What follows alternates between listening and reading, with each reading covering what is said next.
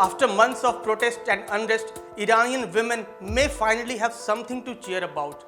This would be a victory for them and a clear-cut signal by Iran's autocratic regime of backing down. According to reports that still needs final confirmation from Iranian regime, Iran has decided to abolish its morality police, at least for the time being. The actions of this unit had led to the death of Mahsa Amini, which has sparked months of national outrage. Now, with this yet to be confirmed reports of abolition, the morality police would be gone. But regulations about head coverings and hijab still remain as they were. But what was this strict or rather infamous morality police of Iran? And what did they actually use to supervise? Let's take a look at these questions, but before that, don't forget to like, share and subscribe to Oneindia. The morality police, which were formerly known as the Gasht-e-ershad or Guidance Patrol, were established during the presidency of the conservative Mahmoud Ahmadinejad. This pan-Iranian unit was established for the purpose of spreading the culture of modesty and hijab among women. These were a part of the police force and supervised by Supreme Leader Ayatollah Ali Khamenei. But the elected government used to have a say in their activities through the Interior Ministry. Its units, usually consisting of several men and women, used white police vans with dark green stripes to patrol the streets or park in spots where pedestrians frequent or younger people gather.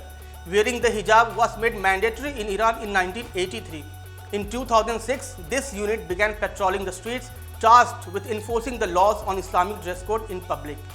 Its officers would enforce the country's dress code, which would require women to cover their hair and wear loose-fitting clothing.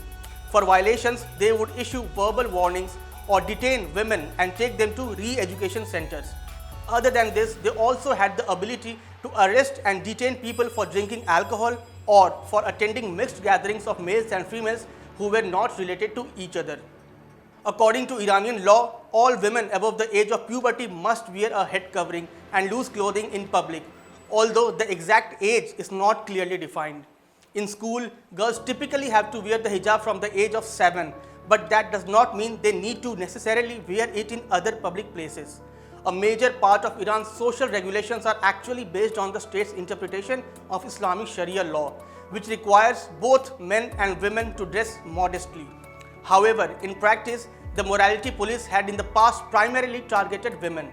There are no clear guidelines or details on what types of clothing qualify as inappropriate, leaving a lot of room for interpretation and sparking accusations that the morality enforcers arbitrarily detain women. Not only the enforcement of hijab, but the implementation of other rules on public appearance and conduct according to the Iranian authorities' interpretation of the Sharia were also the responsibility of this unit.